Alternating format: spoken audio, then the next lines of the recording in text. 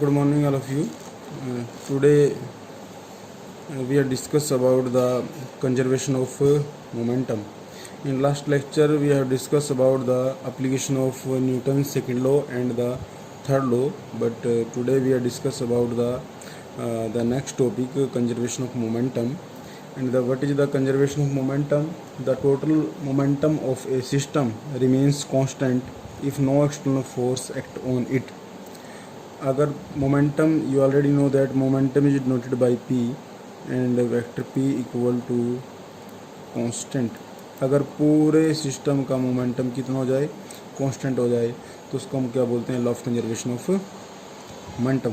For that we are consider the two balls. ये मैंने दो बॉल कंसिडर किए है, ये बॉल ए है और ये बॉल बी है.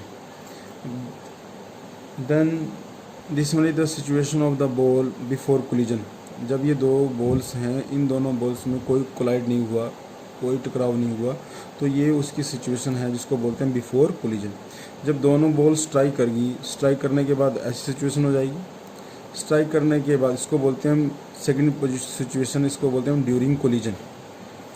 और जब कोलिजन होएगा, कोलिजन के बाद दोनों बॉल्स ऐसी हो जाएंगी दोबारा, और इनकी डायरेक्शन क्या हो जाएगी, ये velocity with velocity.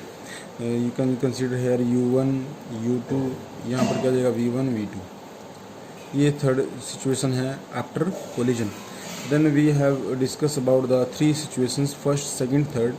First situation is that the before collision, this one is the during collision, this one is the after collision. Then we have discuss about the momentum.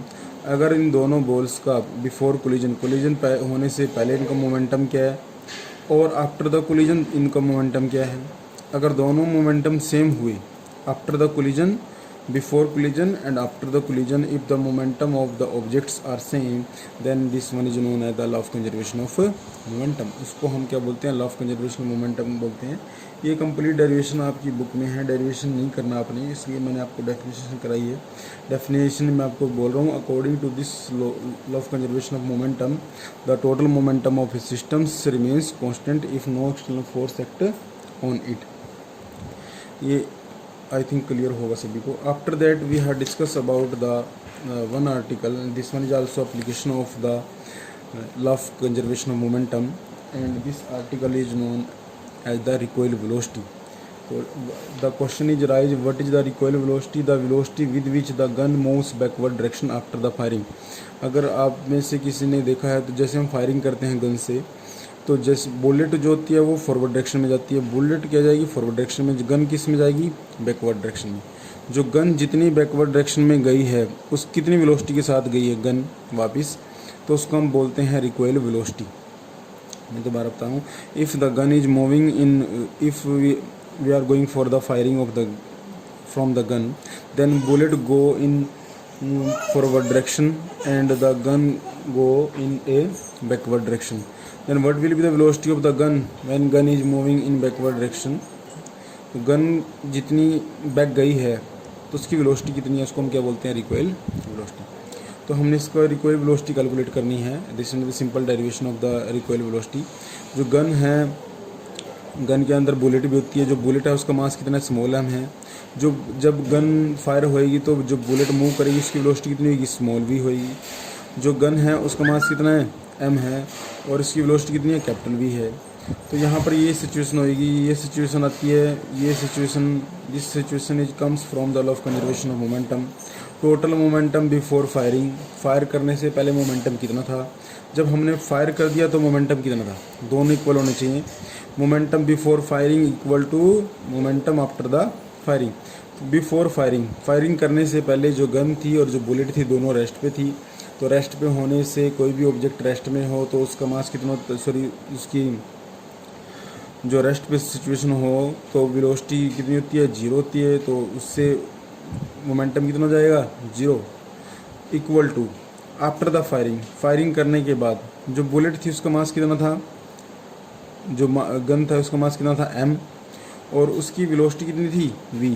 तो एम इंटू वी किसकी equal होता है, momentum के. तो यहाँ पर क्या आ गया, momentum of the gun plus momentum of the bullet, bullet का मास कितना था m, वेलोसिटी कितनी थी v।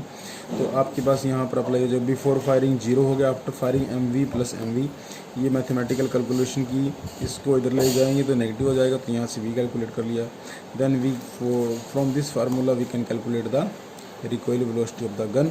मैं दोबारा बता रहा हूँ, रिकॉइल वेलोसिटी होती है, जैसे हम फायरिंग की तो गन जो बुलेट होती है वो सीधी स्ट्रेट में जाएगी, जो गन होती है वो बैकवर्ड डायरेक्शन में जाती है। अगर किसी ने फायरिंग की है तो उसमें जब गन बैकवर्ड डायरेक्शन में जाती है तो उसकी वेलोसिटी कितनी है, उसको हम क्या बोलते हैं, रिकॉइल वेलोसिटी बोलते हैं, और इसको हम कैलकुलेट कर सकते हैं। ये हमने इसको कैलकुलेट कर लिया।